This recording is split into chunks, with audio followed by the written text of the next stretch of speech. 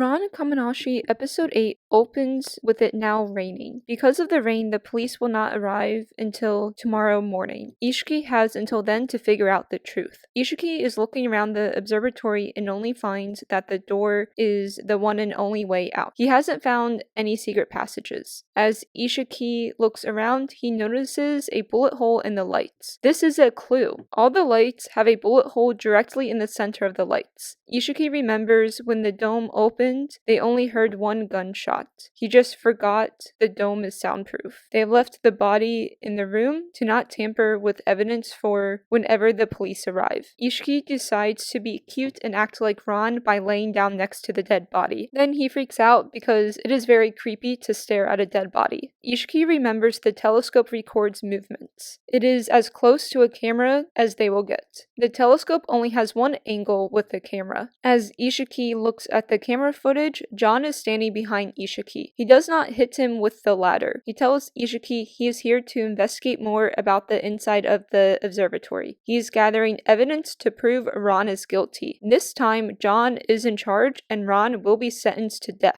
John knows Ishiki is here to prove Ron is innocent. John has interviewed the guest and shares the results. Onodera was last seen at 11 p.m. She was going back to her room to pick up photography equipment. John says it is odd Onodera didn't prepare for the night and set up her equipment before. John says, based off the dead body, Onodera died at 1 a.m. During that time of 2 hours, Jumanji went to his office at 11:30 p.m. and had returned to the roof by 12 a.m. Donzawa went to the bathroom at 12 a.m. He immediately returned. At 1 a.m., both Jumanji and Donzawa were on the roof with John and Ishiki. Yuno was in the kitchen from 11 p.m. to 1 a.m. She is the chef, so it makes sense she's in the kitchen. At 1 a.m., she was with Orihime. Orihime went to get drinks at 1 a.m. because I guess the roof ran out of drinks. Orihime before 1 a.m. was live streaming in the observatory at 12 a.m. until 12:40 a.m. A live stream has online views. After her live stream, she left for the kitchen, so she was not on the roof, which is why she wanted a drink.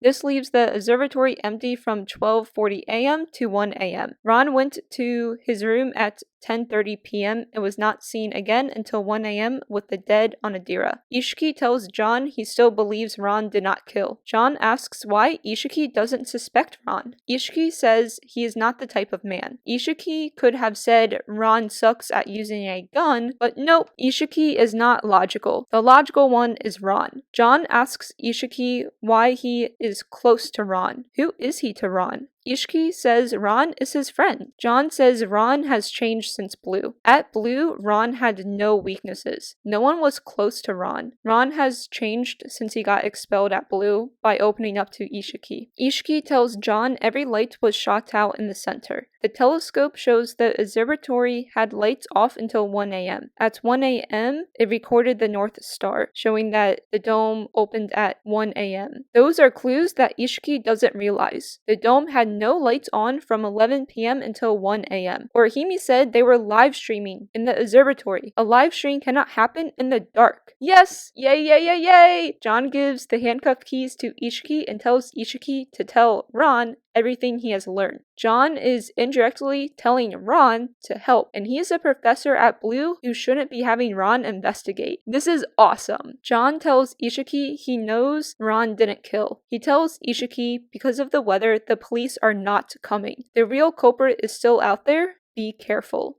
John mentions this could be repeating events like it did 10 years ago. Future killings could possibly happen. Ron is freed and tells Ishiki he did a good job until now. Ron will explain what is going on to Ishiki in song. This gets turned down by Ishiki, who is a meanie head. Ron tells Ishiki it is impossible to perfectly shoot out lights in the dark. Ron says this was a setup because the lights had to be shot before 11 p.m. or after 1 a.m. The gunshot was only heard once, meaning the lights were out before 11 p.m. Ron tells Ishiki another important information that I said in my episode 7 summary video. YouTube, if you have not watched my video on Ron Kamonohashi episode 7, go watch it. Make sure to subscribe to my channel. Okay, back to episode 8. Ron said, which is what I said, he was barefoot. Ron with bare feet would have had cuts his feet walking on broken glass. Ron's feet have no cuts. This shows he didn't walk on the broken glass, since Anadira and him were on opposite sides and the telescope was blocking their view from each other. There's no way Ron did it. Ron says his brain is now working thanks to Ishiki's investigation. This will be like the only time Ishiki isn't called naive. Ron says him passed out on the floor was a result from his food having sleeping medicine in it. Anyone could have done it, not just the cook. Ron will figure this out more when he goes to drink more syrup that doesn't have any drugs in it. In the observatory, John finds a fishing wire. This is important because he found a clue that yes, there was a gunshot that just went off. We scene change to Ron's room. Ron is happy to be drinking the syrup. He feels much better. Ron tells Ishiki they are not in his room for fun as it appears. Ron was last in his room and was wondering if any clues were left behind. There are not. The one in charge knows what they are doing. This is definitely a carefully planned murder. They have framed Ron for some reason. Ishiki and Ron talk about John. Meeting John last episode, Ishiki can see why Ron admires him and those at Blue. Ishiki was able to learn about the bloody training incident, which Ron is not happy about. Ron didn't want Ishiki to know that.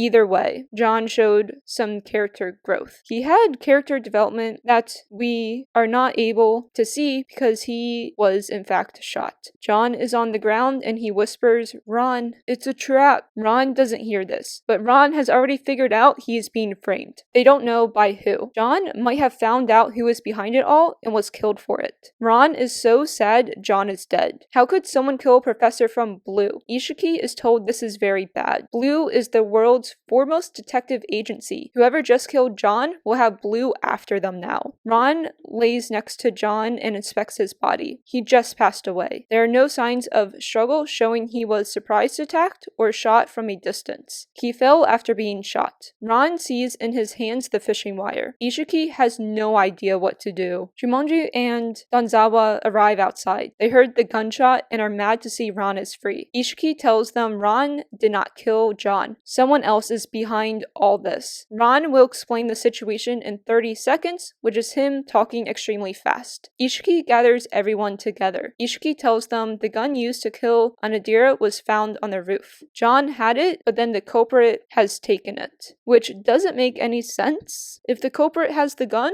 why is the gun right there? Why is the gun still around? You know, the cook makes a scene on another murder. No one has an alibi for John's death. Jumonji was in his office. Danzawa was in the bathroom again. Yuno was sleeping. Orihime was checking her live stream from earlier. Any four of these people can be the killer, or killers. Danzawa was in the bathroom a lot. He, acts dramatic, though I do not think it is Danzawa. It could be Yuno. She was the one who brought flashlights to the group very fast for a locked room with lights out, or possibly Orihime, since she was supposedly live streaming in the observatory with the lights out. Jumonji, maybe, but it is odd for a business owner to create a business where people are being killed at an observatory. Jumonji is trying to make money, not lose money. Unless Jumonji killed everyone 10 years ago and is doing it again as a serial killer. I think it is one of the girls. Ron chimes in to interrupt the group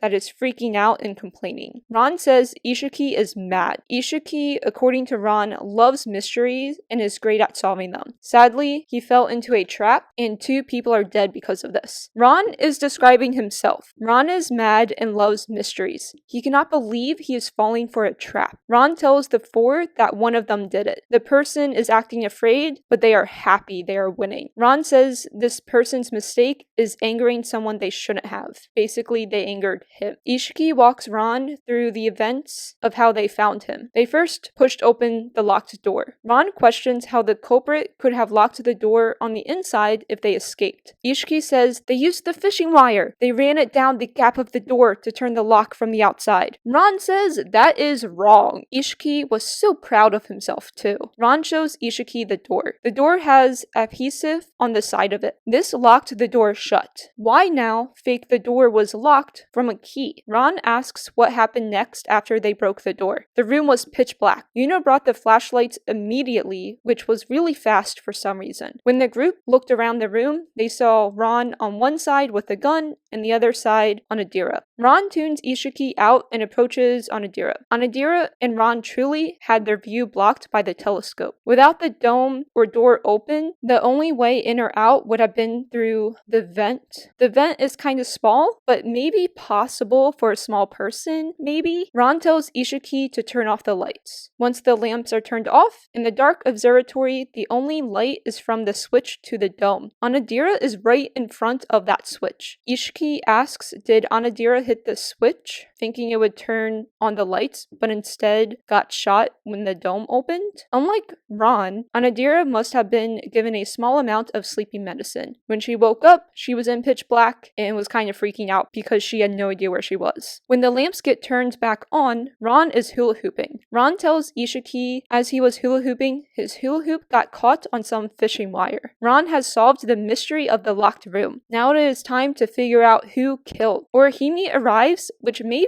she did it. Her timing is weird. Orihime says she is here to ask if they aren't using any flashlights to give to her in case of a power outage during this typhoon. She tried asking Yuno, however, Yuno is very angry at the moment. This gives Ron his answer, and with that, I do not think Orihime is the killer. Thanks to Orihime, the killer will be revealed in episode 9 as either Yuno or the slim chance Jumanji. YouTube, out of Yuno or Jumanji, who do you think is behind it all? Comment below. I really doubt it is Danzawa, but if you think it is him, comment below your theory. After you make a comment, go subscribe to my channel and check out my other videos if you have not already.